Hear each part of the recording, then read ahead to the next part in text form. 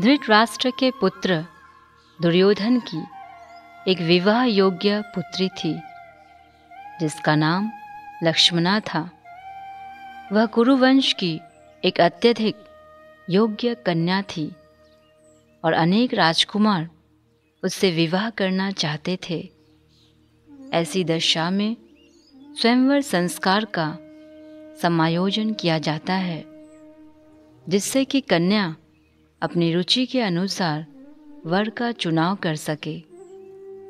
लक्ष्मणा स्वयंवर सभा में जब वर चुनने वाली थी तब साम वहां उपस्थित हुए। भगवान श्री कृष्ण की प्रमुख रानियों में से एक श्रीमती जामवती तथा श्री कृष्ण के वे पुत्र थे। सांब को यह नाम इसलिए दिया गया था क्योंकि वह एक अति दुष्ट बालक थे और सदैव अपनी माता के समीप रहते थे।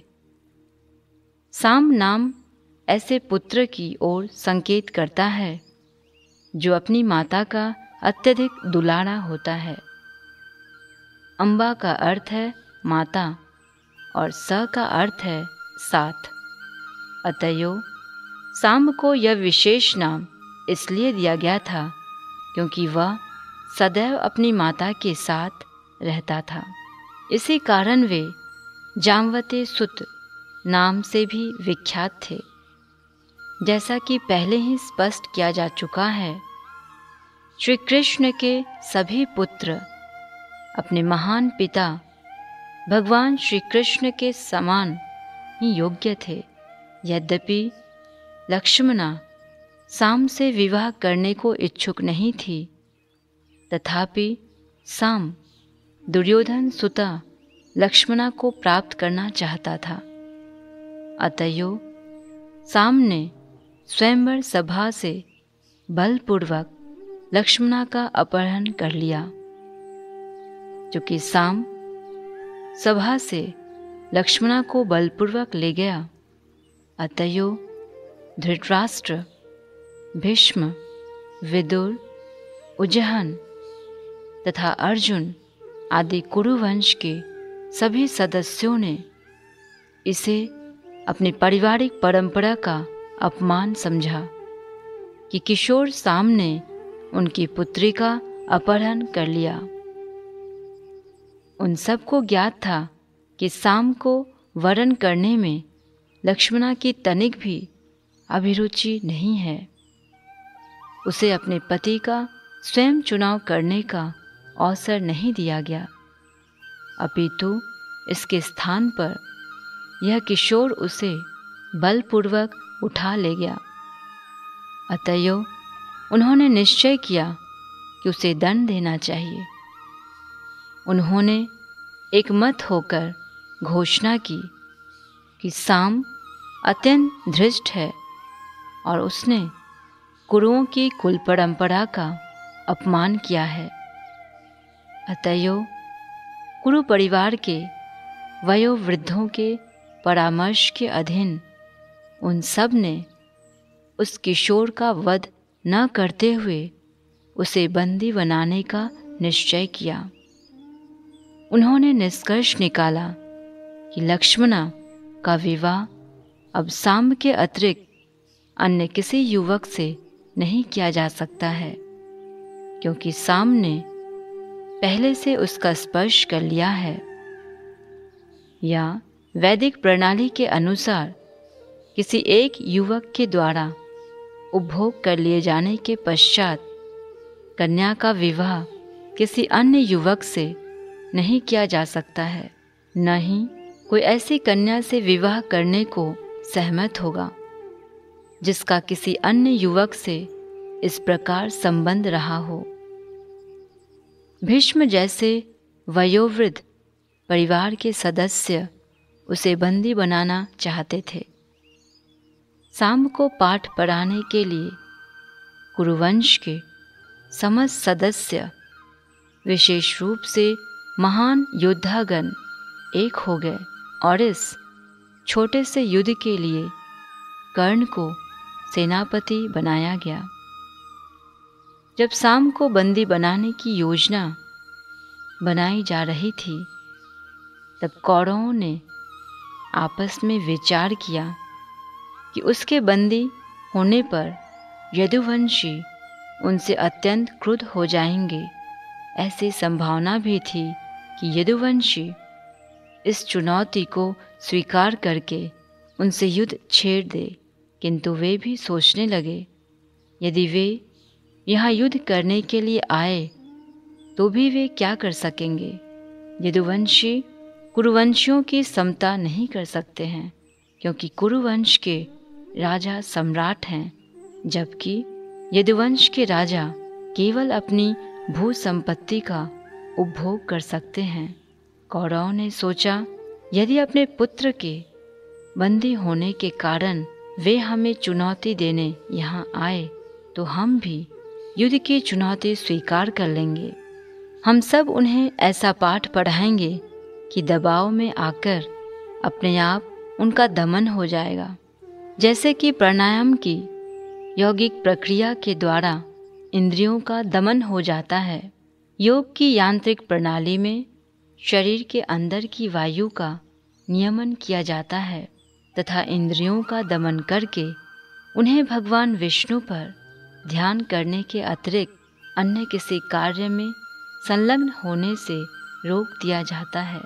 भीष्म तथा धृतराष्ट्र जैसे कुरुवंश के वयोवृद्ध सदस्यों से परामर्श करने तथा उनकी अनुमति प्राप्त करने के उपरांत कर्ण, शल, भूरिश्रवा, यज्ञकेतु तथा कन्या के पिता दुर्योधन आदि महान योद्धाओं ने, जो महारथी कहलाते थे, उन सब से महान योद्धा भीष्मदेव के मार्गदर्शन में किशोर सांब को बंदी बनाने का प्रयास किया। उनकी युद्ध कुशलता के अनुसार योद्धाओं का विभिन्न स्तरों में वर्गीकरण किया जाता है। उनमें महारथी, एक रथी तथा रथी नामक वर्ग भी हैं। ये महारथी अकेले ही सहस्त्रों पुरुषों से युद्ध कर सकते थे। सांब को बंदी बनाने के लिए वे सब एक हो गए। सांब भी एक महारथी था, किंतु अकेला था और उसे 6 अन्य महारथियों से युद्ध करना था। फिर भी जब उसने कुरुवंश के समस्त महान योद्धाओं को उसे बंदी बनाने के लिए उसके पीछे आते हुए देखा, तो वह भयभीत नहीं हुआ। वह एकाकी ही उनकी ओर मुड़ा और अपना उत्तम धनुष लेकर उसी मुद्रा में खड़ा हो गया, जैसे वन्य पशुओं के सम्मुख सिंह दृढ़तापूर्वक खड़ा रहता है। कर्ण उस टुकड़ी का नेतृत्व कर रहे थे और उन्होंने सांब को चुनौती दी, भाग क्यों रहे हो, खड़े रहो तो हम तुम्हें पाठ पढ़ाएं। जब एक क्षत्रिय दूसरे को खड़े रहकर युद्ध करने की चुनौती देता है, तब वह क्षत्रिय जा नहीं सकता, उसे अवश्य ही युद्ध करना होता है। अतएव जैसे ही सामने चुनौती स्वीकार की और अकेला ही उनके सम्मुख खड़ा हुआ, उन समस्त महान योद्धाओं ने उस पर एक साथ बाण वर्षा आरंभ कर दी। जिस प्रकार सिंह अनेक भेड़ियों तथा सियारों के द्वारा पीछा किए जाने पर भयभीत नहीं होता है, उसी भांति यदुवंशी यशस्वी पुत्र सांब भी भयभीत नहीं हुआ। भगवान श्री कृष्ण के पुत्र के रूप में सांब अचिंत्य शक्तियों से युक्त था। कुरुवंश के योद्धाओं ने अनुचित रूप से उसके विरुद्ध बाणों का प्रयोग किया था। अतएव सांब अत्यंत क्रोधित हो गया। उसने अत्यंत कौशल पूर्वक उनसे युद्ध किया। सर्वप्रथम उसने 6 सारथियों को 6 अलग अलग बाण मारे। प्रत्येक रथ पर 4-4 बाण मारकर 4 अन्य बाणों का उपयोग उसने सारथियों के घोड़ों का वध करने के लिए किया।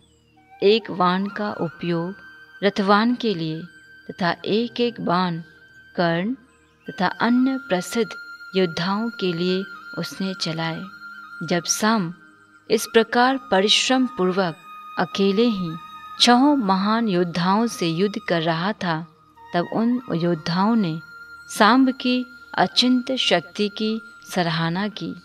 युद्ध के मध्य भी उन्होंने स्पष्ट रूप से स्वीकार किया कि वह किशोर साम अद्भुत था। किंतु क्षत्रियोचित रीति से युद्ध चलता रहा, और यद्यपि यह अनुचित था, तथापि उन सब ने मिलकर साम के रथ को खंड खंड करके उसे रथ से उतरने के लिए बाध्य कर दिया। 6 योद्धाओं में से 4 ने साम के चारों घोड़ों को मार दिया, और एक ने साम के धनुष की डोरी काट ली, जिससे कि वह अब उनसे युद्ध करने में असमर्थ हो गया। इस प्रकार घोर युद्ध के पश्चात तथा अत्यंत कठिनाई से वे साम को रथ विहीन करके उसे बंदी बनाने में सफल हुआ। इस तरह कुरुवंश के योद्धा विजयी होकर अपनी पुत्री लक्ष्मणा को उनसे छीन ले गए। इसके उपरांत अपनी विजय पर उल्लसित होते हुए उन्होंने हस्तिनापुर में प्रवेश किया। महर्षि नारद ने तत्काल ही यदुवंश को यह सूचना पहुंचाई कि साम बंदी बना लिया गया है। उन्होंने यदुवंशियों को समस्त कथा सुनाई। सांब के बंदी बनाए जाने पर तथा विशेष रूप से 6 योद्धाओं द्वारा अनुचित रीति से उसके बंदी बनाए जाने पर यदुवंशी अत्यधिक क्रुद्ध हो गए। अतः यदुवंश के राजा उग्रसेन की अनुमति प्राप्त करके वे कुरुवंश की राजधानी पर आक्रमण करने को तत्पर हुए। यद्यपि भगवान श्री बलराम को भली भांति ज्ञात था कि कलयुग में लोग छोटी सी बात पर युद्ध करने को तत्पर रहते हैं, फिर भी उन्हें यह विचार रुचिकर नहीं लगा कि कलयुग से प्रभावित होने पर भी 2 महान वंश कुरुवंश तथा यदुवंश परस्पर युद्ध करे। उन्होंने बुद्धिमता पूर्वक विचार किया, उनसे युद्ध करने के स्थान पर मुझे वहां जाकर स्थिति का निरीक्षण करने की अनुमति दीजिए। मुझे प्रयास करने दीजिए कि यह विवाद परस्पर समझौते के द्वारा समाप्त कर दिया जाए। बलराम जी का विचार था कि यदि कुरुवंश सांब को उसकी पत्नी लक्ष्मणा सहित मुक्त करने पर सहमत हो जाए तो युद्ध से बचा जा सकता है। अतएव उन्होंने विद्वान पुरोहित तथा ब्राह्मणों और साथ ही साथ यदुवंश के कुछ वयोवृद्ध सदस्यों सहित हस्तिनापुर जाने के लिए तत्काल ही एक उत्तम रथ का प्रबंध किया। उन्हें विश्वास था कि कुरुवंशी इस विवाह के लिए सम्मत हो जाएंगे और आपस में युद्ध की संभावना टल जाएगी।